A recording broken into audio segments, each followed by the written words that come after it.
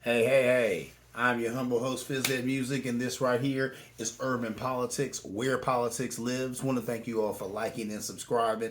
As soon as you have a chance, please let your fingers do the walk and take yourself over to YouTube and like and subscribe. Urban Politics, Phys Music. But without further ado, I want to jump right into it like a car and drive because there's all types of tasty and delicious politics to sink our teeth into. So, ladies and gentlemen, let's get right into it. First of all, let's talk about President Biden making good on a promise of student loan debt relief. He talked about it, promises made, promises kept. And that's what he did. $10,000 in debt relief. In some cases, up to $20,000 for people making less than $120,000 a year. I guess the deal is that you're eligible for $10,000 worth of relief on your student loans if you did not get a Pell Grant, and if you did get a Pell Grant, then you're eligible for $20,000 of relief, on your college loans. Pell Grants, for those who don't know, now Pell Grant was a grant that anybody with a pulse could get to go to school. I know I got it going to Columbus State. People got it all the time. The Pell Grant was just money from the government, and like I said, it was an easy grant to get. It was pretty much a given, a grant that you just got just for, I think, enrolling in school somewhere. If you enrolled in college somewhere, boom, you got a Pell Grant. Now, the Pell Grant, I forget how much it was. I think the prices have jumped around, through the years. I can't remember how much it was in my day, but it was pretty substantial because between, I think, the Pell Grant and the OIG grant, which I think was a grant that you would get just from being a student in Ohio. Between both of those, I think I was able to mostly pay for Columbus State, or at least that first year. So there's that. That's how it used to be. Times have changed, as we'll see here. Pell Grants once covered 80% of college. Now they only cover a third. So most students must borrow money to get a degree.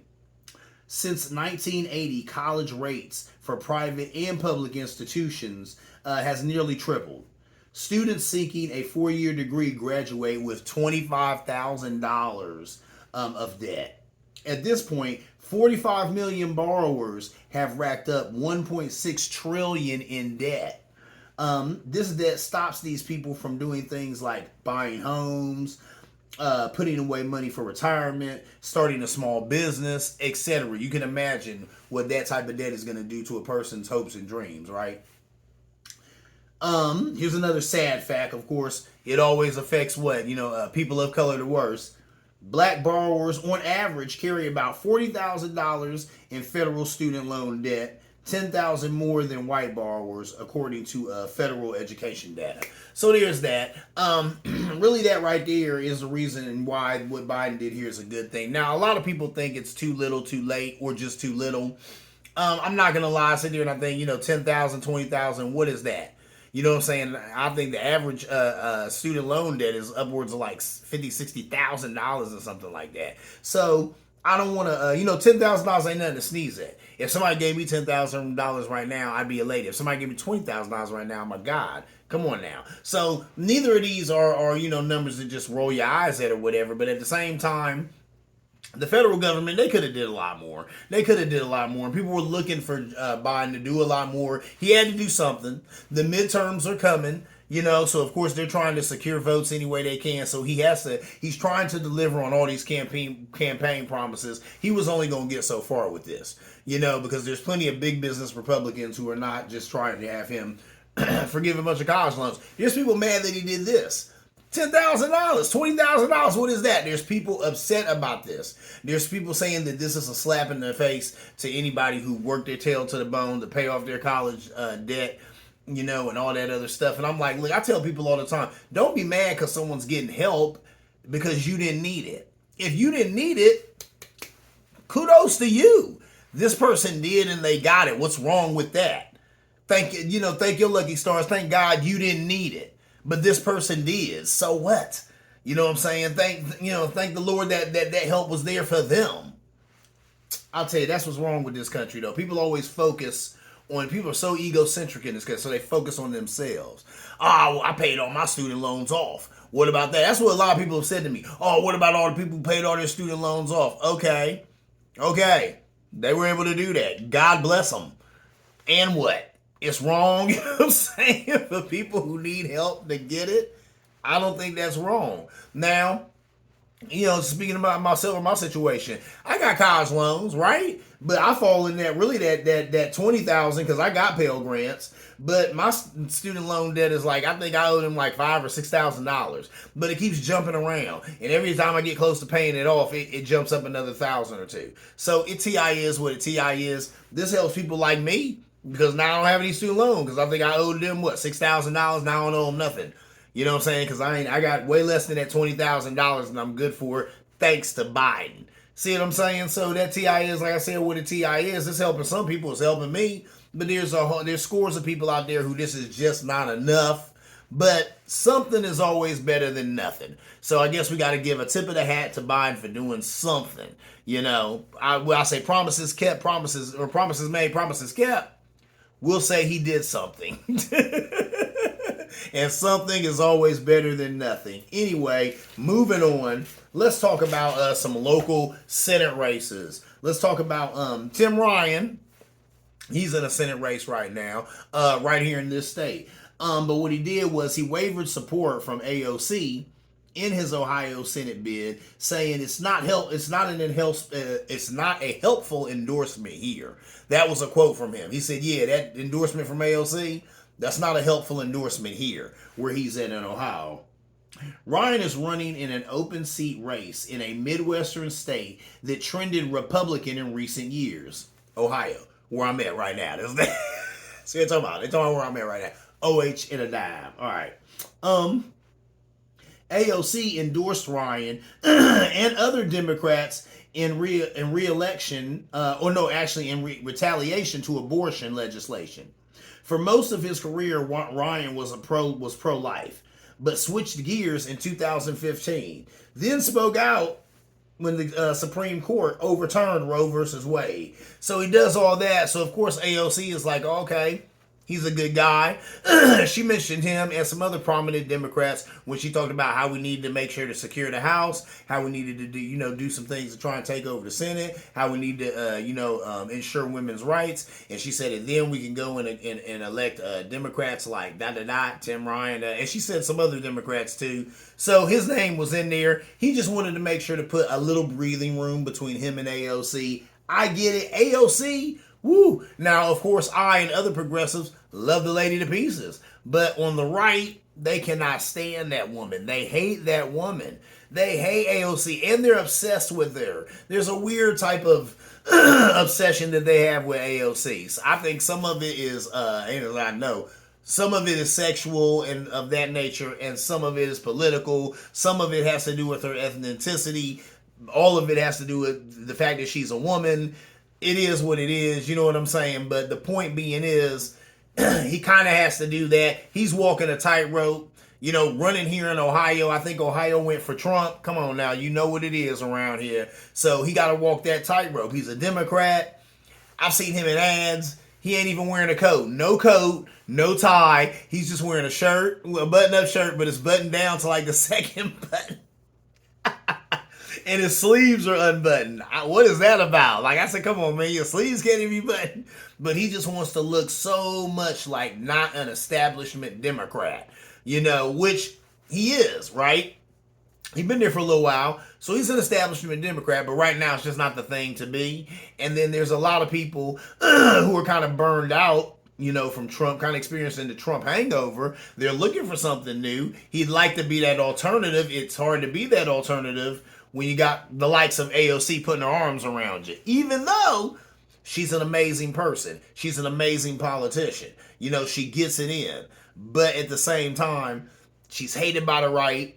Some of the people he's trying to win over hate her guts. So he does not need an endorsement from AOC. I get it. So, with that said, Ryan would not say if he would support Joe Biden in his re-election bid for 2024. Yeah, there it is. See what I'm saying? So he can't even go on record as saying, yes, I'll support Joe Biden if he runs again in 2024, because there's a lot of people within his own party who don't support that decision, who don't want Joe Biden to run, who will not support Joe Biden's bid in 2024. And he doesn't know which way the wind is going yet. That is politics, ladies and gentlemen. So, of course, Mr. Ryan said, here's what he said. This quote is extremely political. Check this out. Check it out. A politician doing that dance, ladies and gentlemen. I'm working on my own election, and that's all I'm focused on right now. End quote. How interesting is that? So are you going to support your standard bearer in his re-election bid in 2024? Well, right now, I'm just focused on my own campaign, and that's all I'm focused on. Yeah. How convenient, Mr. Ryan. I ain't mad at you. That's called playing politics. But he got to do what he got to do, because like I said, and Biden ain't necessarily popular, like I just said, with the Democratic Party or the Republican Party or with anybody right now. So that's another reason to kind of distance himself, from Mr. Joseph Robinette Biden right now. Right. Anyway, moving on. Let's talk about this dude. Another celebrity trying to bust his way up into politics as the Trumpster did. Dr. Oz, losing his Senate race to Fetterman. Fetterman is the Democrat running against him. Fetterman was said to be at 47%, and Dr. Oz was at, well, I stopped calling him Dr. Oz because he's not even a real doctor. So Mehmet, I think it's Mehmet Oz. I call him Oz. Oz is at 36%. Now, check this out. Of those 47% of people who are supporting Fetterman, 68% of them said they're enthusiastic, right? So they're excited about voting for Fetterman. Of those 36% of people said that they're going for Oz, only 35% of them were enthusiastic. So 35% or 36% is a really small number. But that is the number of people who are excited about voting for Oz. Most think Oz is not familiar enough with Pennsylvania to represent it. I'm pretty sure he does not live there. A lot of little nuances and stuff of the state he doesn't know. He's had some gaffes as of late. You can go look that up where he missaid some things or whatever because he's not from there. And, a lot of times people do this. They try and run in a state and you're not from that state. So there's stuff about that state that you just don't know, and definitely believe that the people in that state usually know that you're not from that state. So there's that. Another poll had Fetterman at 49%, had Oz at 40%. Woo! Think about that. So in one poll, he was beating them by 11 percentage points, and then in this other poll, he was beating them by 9 percentage points. Point being, these are horrible numbers right now for Oz. This is not good at all, and especially with him being a Republican challenger, you would be thinking, that means he's going to have deep pockets. But even as of yet, he's also, Fetterman has also outraised Oz. Fetterman had $11 million to Oz's $3.8 million. And of that $3.8 million, only $1.6 million was outside money. So a lot of that $3.8 million was Oz's own money. They said he put a whole lot of money just into getting that nomination, and they said that he only won that by like 1,000 votes. So this guy's not doing good at all. When will the Republican Party learn? Stop running somebody just because they have name recognition or face recognition. Stop doing that. Just because somebody was on TV does not mean that they'll be a good politician. Let me say it again. Just because someone was on TV doesn't mean they'll be a worthwhile politician. Okay? If they don't have any frame of reference when it comes to politics, you probably don't want to mess with them. Now, I'm not saying that people have to have these carved out, resumes or whatever to be in politics. I think we should definitely get away from that. But we still need qualified people in the game. And when you just go and get somebody just because they have name recognition or because people know them from TV and stuff like that, it's always a bad decision. It always ends up turning out badly, because you have to have a frame of reference. I told somebody back in the day, because, they were talking about, anyway, okay. I was talking to this guy, and he was talking to me about liking the fact that, we were starting to have politicians who had no experience, who didn't necessarily come from a service background or have any civil or, civic service knowledge or anything like that. And I told him, I said, well, look, years ago, I was a job developer, right? I said, and at that point, we were doing a job, we were delivering car parts. So I said to him, look, if you had a 16-year-old son and you was trying to get that son a job, would you have came to me, a job developer, or would you have went to a mechanic? See what I'm saying? And there it is. When you go to somebody who knows what they're doing, when you go to somebody who that's been their job for a minute, they have a frame of reference, they have connections, they know how this thing goes, they know about dressing for success, right? You know what I'm saying? They know about interviewing techniques, they know about reviewing interview questions. Or would you go to a mechanic and ask a mechanic to get your son a job? See what I'm saying? But that's what it is. So why are you going to a TV personality asking them to legislate or asking them to be, you know what I'm saying, anything, God forbid, a president or a governor or a senator or a mayor or anything else, you know? But that's what the Republican Party likes to do. Reagan!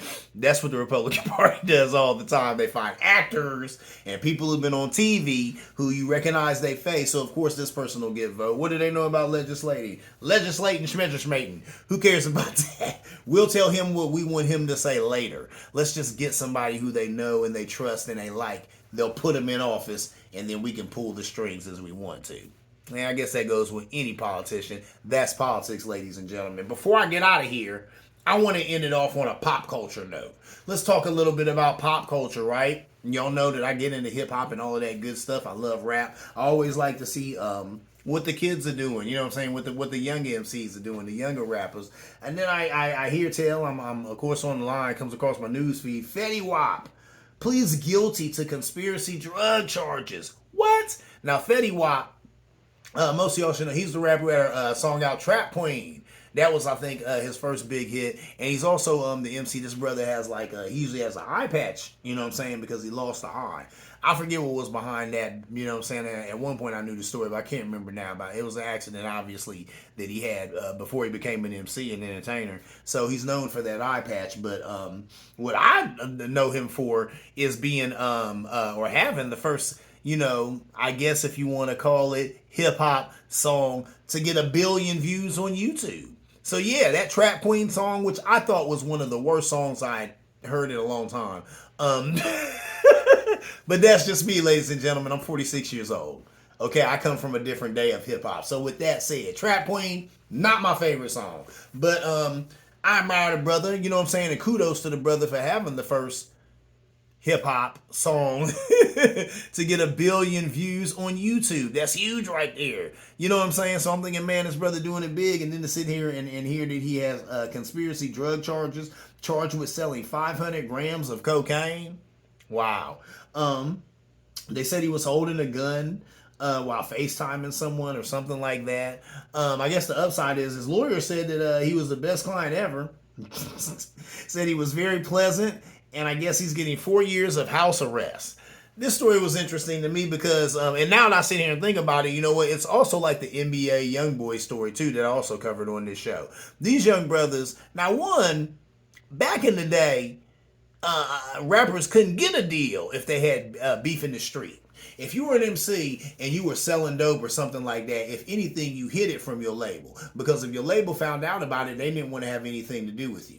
But then things changed, 50 Cent, and it became cool, you know what I'm saying, to get to have street beef or whatever. And that kind of boosted your sales, boosted you, you know what I'm saying, boosted your brand, right? So then that kind of became the thing. But what became the thing was, at least at some point, rappers were just talking about it. These weren't things they were doing actively at the time at one point. You know, this would be something that they did in the past, and they would talk about it. And they say, I'm not glamorizing it. Excuse me. I'm just telling you about it so that you don't have to go that route. What did he say? What did Jay-Z say? He said, acting like I sold N-words crack. Nah, Hove did that, so hopefully you wouldn't have to go through that. So there it is. Jay-Z was trying to say, no, I did that. And I'm talking to you about it, so hopefully you don't have to experience it. You can hear what I'm saying and go a different route, choose a different path, right? But now, it's morphed into something different. You know, a lot of these young guys, they're in the streets. I think I talked about this on the show.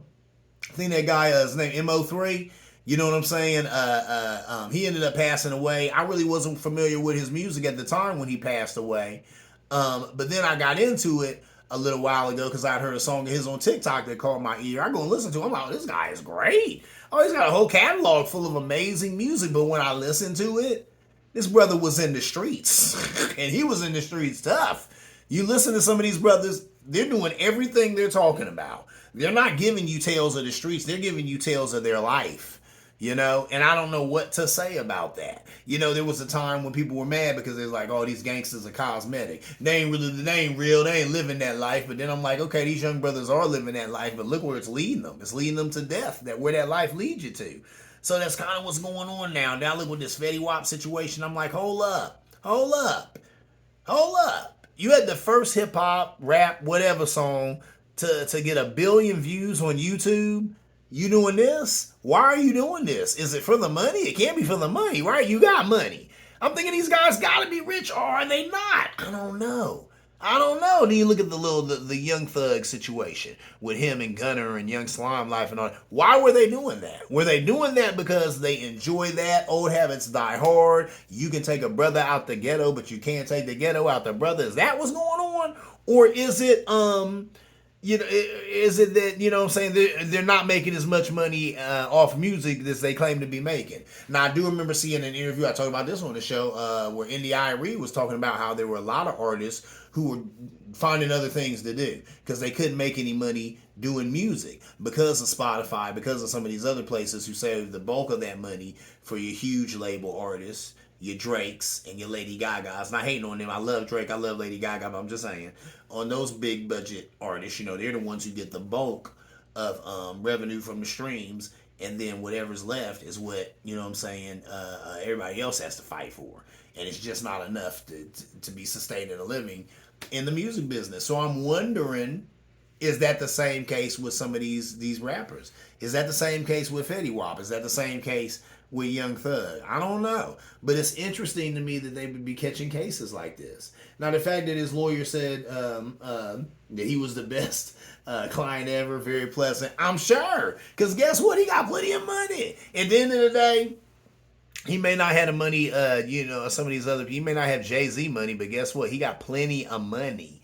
Plenty of money. And that always makes stuff like this go down a lot smoother. So at least I'll say maybe that's the point that we're at as a people. That some of us are kind of on that level to kind of be like mafia guys or the mob or something like that, where they go to jail and, no big deal. They paid off a lawyer, they did a few days in, and then bada boom, bada bang, they're out the joint, back on the bricks. Business as usual. Is that what it is? Maybe that's what it's kind of seeming like right here, though. You know what I'm saying? If I'm wrong, please give me some pushback, ladies and gentlemen. As always, you are in the pushback zone with your boy, Phys Ed Music. This has been Urban Politics. I'm your humble host, Phys Ed Music. This is where politics lives. I want to thank you all for liking and subscribing. Please, whenever you have a chance, let your fingers do the walk and take yourself on over to YouTube. Like and subscribe. Urban Politics. And as always, see you around like a donut.